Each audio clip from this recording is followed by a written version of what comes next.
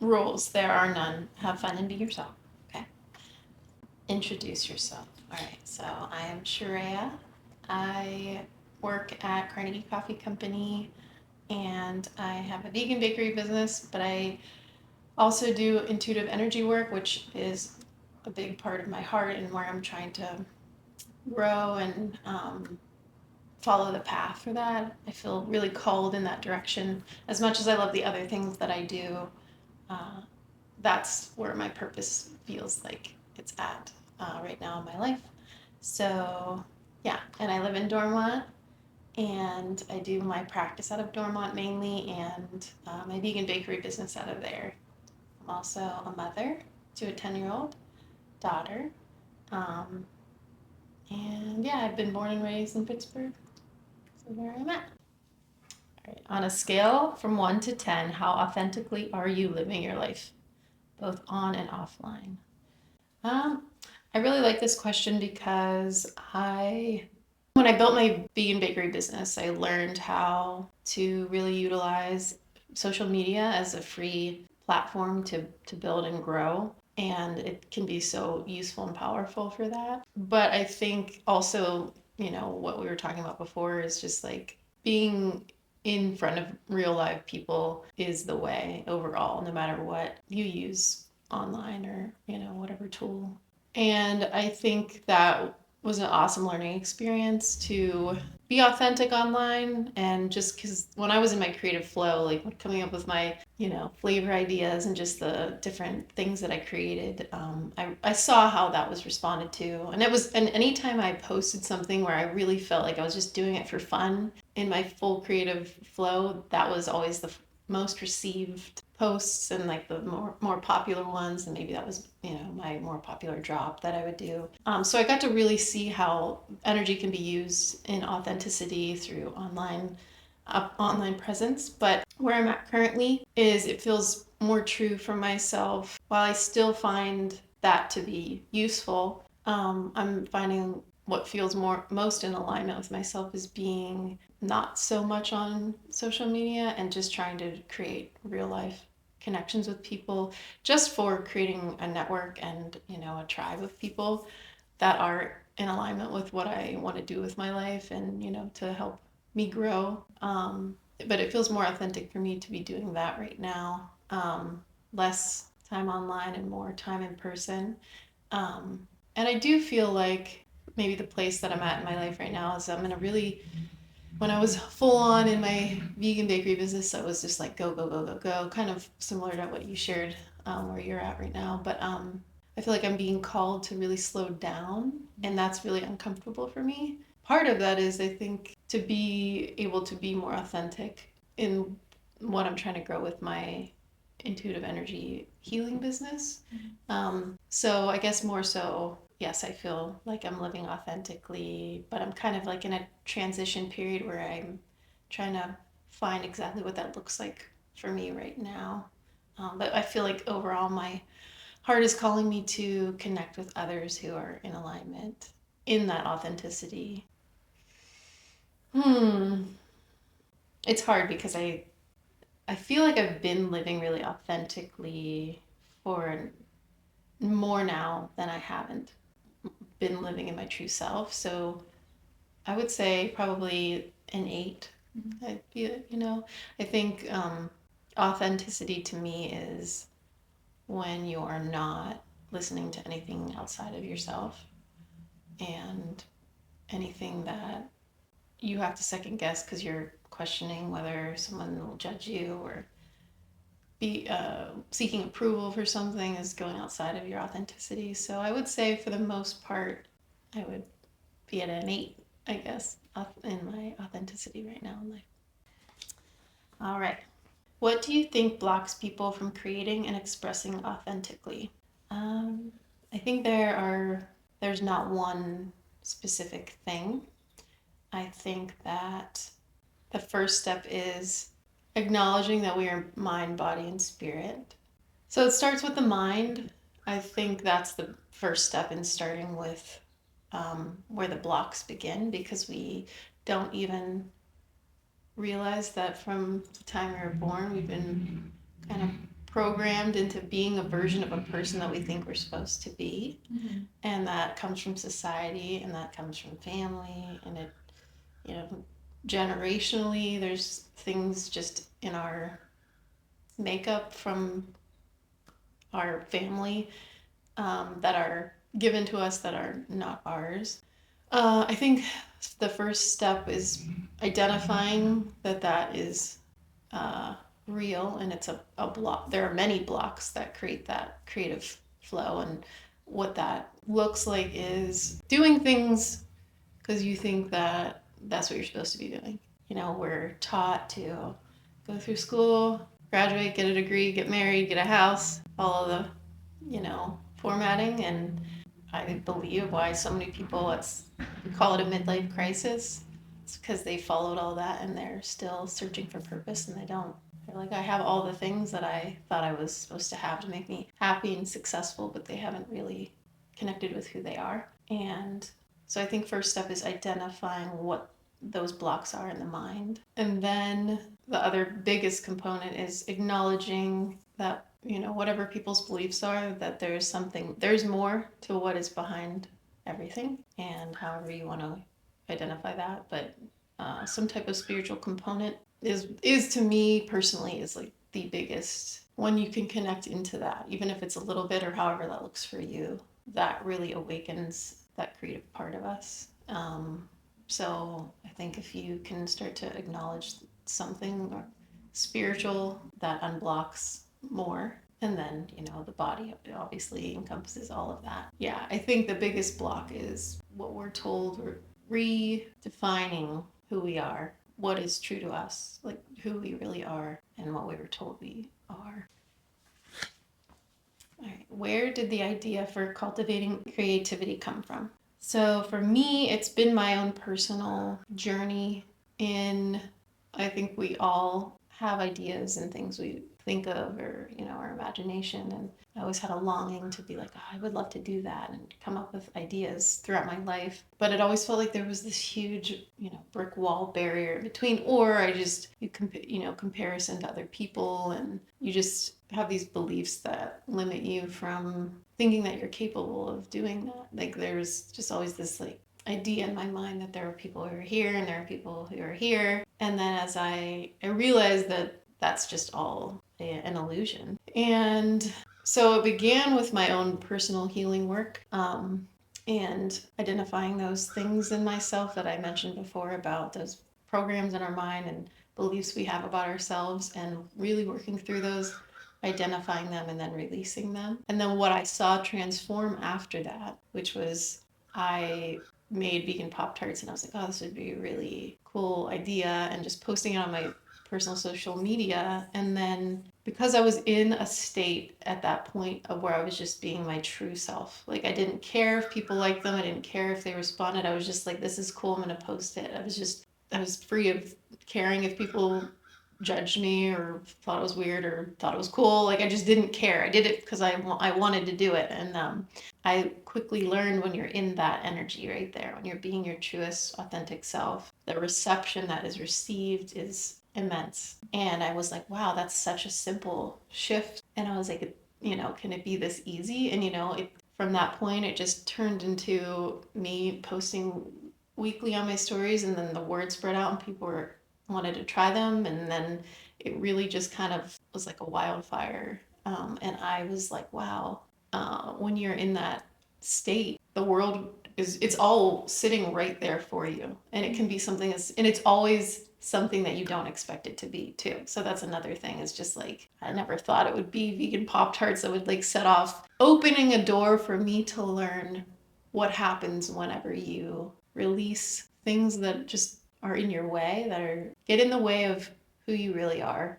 And I just watched that whole thing unfold, and through all of that, it really strengthened my spiritual relationship, because I was doing it from my spirit. I was creating from my spirit, and I was seeing how that all plays together. And that continued on, and then I always had a passion from the time I can remember to work in healing in some way. And I wanted to, it's just something that's always been a part of me, is I want to learn information on things. Like I love learning about the human psyche and just human behavior. It's always just fascinated me, and I just something I've always liked. So I was, throughout my life, a couple times I was like, should I be a therapist? Should I do this? But there was always a part of me that was like, you can get that information, but turn it into your own thing. Mm-hmm.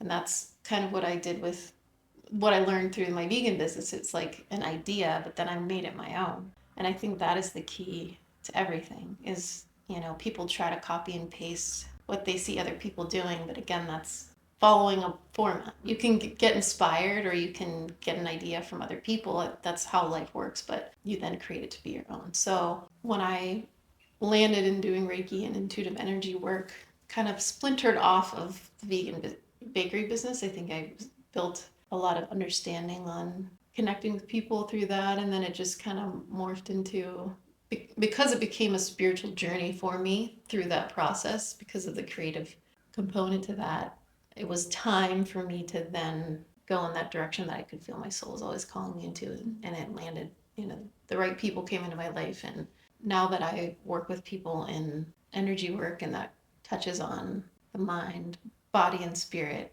I realized how that all plays a part in living your life how you want to live it, and quieting the noise that is around our mind and spirit, and how to help people. What I want is, I really want to help people understand my experience, and not that they have to do that exact thing, but that there is a path to freeing yourself so you can live your life authentically and create however you want to create, and that you can, make a business out of that, or do whatever you want to do. But it's kind of, I just want to guide people into the freedom of who they are, because that's how I feel more than anything else. Like, it's cool that I created a vegan bakery business that has done really well, and I love working with people in energy work, because it's just always been a gift of mine and been in there. But more than anything, I want to teach people how that is the path to freedom. We think that making tons of money is, or of course we want to make money and have a nice life, but I think that's another thing that people think that is, once they have that, they'll be happy. And I think it's pretty obvious to most that that does not equate to happiness or fulfillment or purpose. So more than anything, I want to help people be free. This one kind of touches on how I ended the last one. So what is your mission and what drives you? When I work with people and in energy work and Reiki, and they sit with me, I have all kinds of people from different walks of life and different backgrounds. And I find so many people are held captive by those programs, by that programming, by those internal beliefs, and all these things that they feel victim to. And I don't think that there is enough support in our culture, and in, I'm not a medical professional or a licensed therapist, but I have done a lot in my life, and I've learned a lot, and I've grown a lot. I'm grateful for the therapy that I've had, but I also think that a lot of that can leave people still feeling powerless. And it's good to have, I guess, diagnoses for things, so we can look at what they are and how to treat them. But then I think a lot of times people feel like they are that. And I guess overall, I want to help empower people into knowing that they can get the help they want, and there are resources out there, but ultimately you are your own savior. Like, you have every single person on this planet has the power to save themselves. And going back into that freedom, that's where we're really free, is when we can learn that we have the power to do that, and we have the power to heal ourselves, and we're not at the mercy of the state of being that we're currently at. There's so helping people see that and realizing it's not this big mountain you have to climb and not being afraid of it. Another mission of mine is something that I just talked with somebody last night in a Reiki session, was really understanding how to identify going to the body part. I talk a lot about mind and spirit, but the body is a powerful machine, and it's fully capable of regulating itself if we're giving it the right things in movement and sun and nutrition and all those things. And learning how to deal with discomfort and big emotions. So something that I think in our culture, so many people are just so afraid to deal with, or if that arises, we feel like it's going to consume us and just take us away, or we have to suppress it. But if we can start to lean into those feelings and help people understand that nothing is bigger than you, because it is you. Again, going back to that empowerment place of when you can regulate yourself and start connecting with yourself, it frees you so much of so many things, and you don't have to live a life of anxiety and depression long term. My background is, my life has been full of a lot of generational trauma, and then in my life experienced an immense amount of things that were traumatic, that there was periods of my life I remember being in just like always in a state of panic, and I was like, I guess this is just how I have to live my life. And then I went down the path of the belief that I could heal myself, with the help of resources, but ultimately it was my responsibility to figure that out. And I have done that. And if I say to, like, if only people knew me 20 years ago or even 10 years ago, like I've been where they are, where you are, and there is a way out, and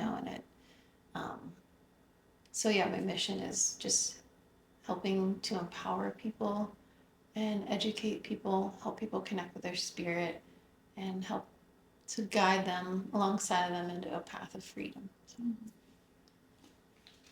okay. If your wildest dreams had already come true, what would your future self tell you to stop holding back? I love this question.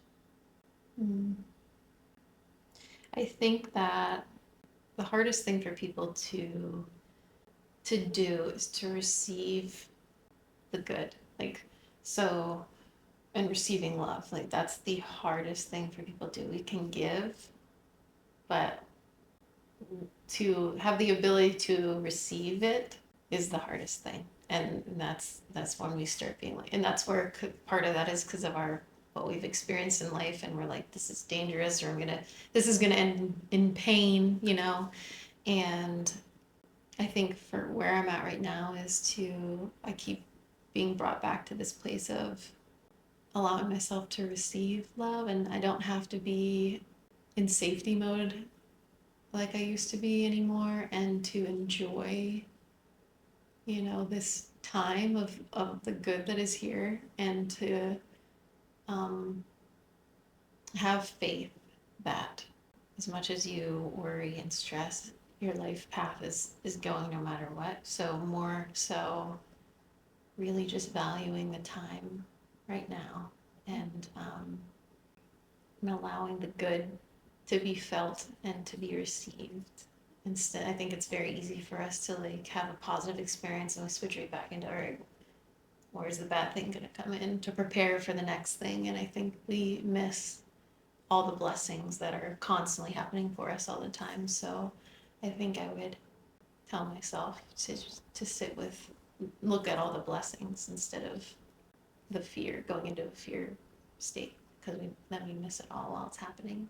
And I think I don't know if this is true, like accurate fact, but that 98% of what we think bad things are going to happen don't happen.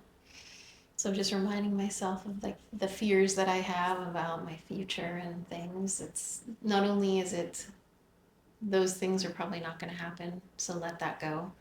But always remember that what you want and then what you receive is always so much greater than what you want. So just having that faith that so much good is going to continue to come. So just be happy. Look at in gratitude and look for the blessings now and don't stress. Any final thoughts?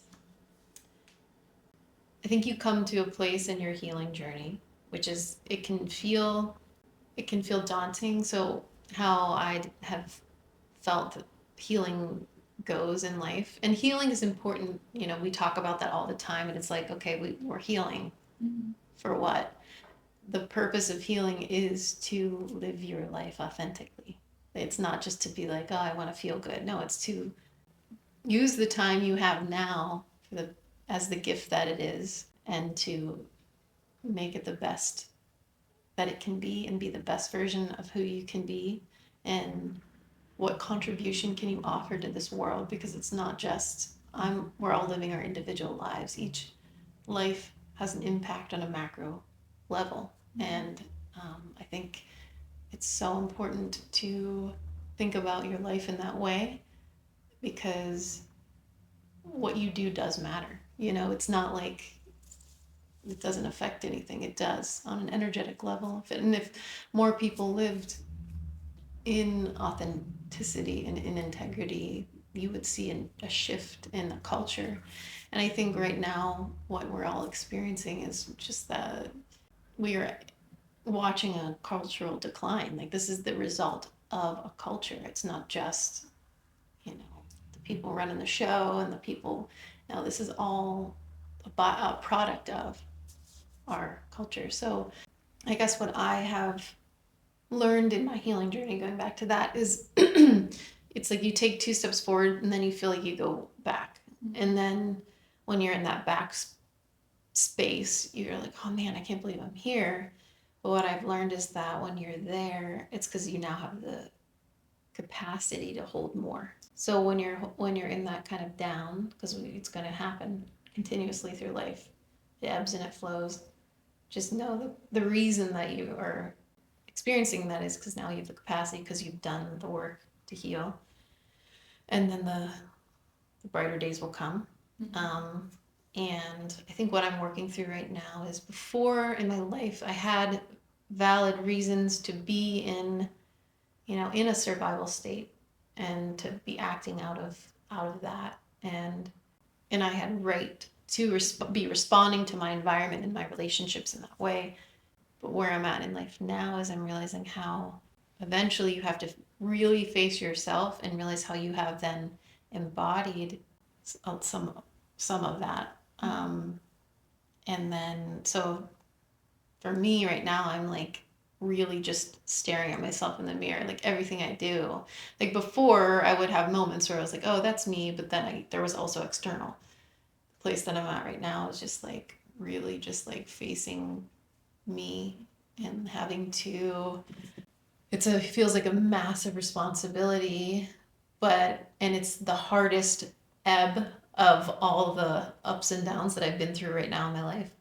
And it's been really challenging, but I reminded myself the reason that I'm now able to face these parts of who I am is because I have the capacity to do that, and it's getting me ready for then what is to come. And I have to be in that state in order to receive that next thing. So I like to share a story that's similar to what I feel right now in my life, is that when I was trying to have my daughter, it was a very hard fertility struggle, and it was just like years of just not, no doctors could explain why I couldn't get pregnant, and that started unearthing wounding of like, it's because I'm not enough, or I don't deserve to be a mother. I think religious, jargon that was like, you don't deserve it for some reason, and so that was like really heavy and hard, and it unearthed all that wounding. But then I eventually did get pregnant, and then that wound up being an ectopic pregnancy, and it was serious. It was the doctors missed it, and it was like, long story short, I had to get an emergency surgery to save my life, and obviously I lost that pregnancy. But I remember and I remember just being like, why is this happening to me? And then you see all these people around you having kids that they weren't planning or things, and it just felt like I was being punished. And it was like this, it very much felt like I was facing this part of me, of the programming of like the religious part of you're being punished because of something. And when I finally came to I remember I was going to surgery and I was laying there. I was so scared and so sad and just like at the lowest you could be. But I remember this moment of just this peace that came over me. And I remember it felt like there's a voice speaking to me that was just like, this is not the end. And this is like, I'm with you. And just this immense peace. And I remember just being like, just this love that just came over me. And I was like, oh, I don't ever want to lose this feeling. And I just, that went in with me before I went to surgery. When I came out and I was healing, I had this moment where I was like, okay, because the doctors told me like I could still get pregnant. Like they're like, don't think that you can't. I don't want this to discourage you, but like this is, even though this happened, and I lost my right fallopian tube in the process. So I was like, great, now I'm not even, it's going to cut the chances in half. I was like, the doctor's like, don't worry. So after that, I had some time that I just had to literally physically heal, and I couldn't think about getting pregnant. And that had consumed my world for like years. And I remember just sitting with myself and being like, okay, you have two paths right now. Like you can either fully go down this spiral of deep, dark despair and just like get sucked into that, or you can have this faith from that peace that I had before. Because I always knew that my daughter was on my heart. Like the best way to describe it is like I knew she existed long before she was here. I just had to find her. So the other path was that I can make my body the most loving home for this baby that I know is to come. Like I just had this certainty that it just was like, I know it. And in those months, I nourished my body, and I did things, and I really got into being of service to others and just used my energy. I was like, okay, this is a really good understanding the first time of energy, like negative and positive energy. I can invest my energy into this direction. And I feel like it just like lifted my vibration to a place of love, like the first real good understanding of love that we're all looking for within myself, and loving myself and letting go of all those beliefs that were like clinging to me, of the reasons why I wasn't getting pregnant, which were not true. That none of that was true. It was things I had to face and let go of. So it was like I had released all of that, and once I reached that level, then she came.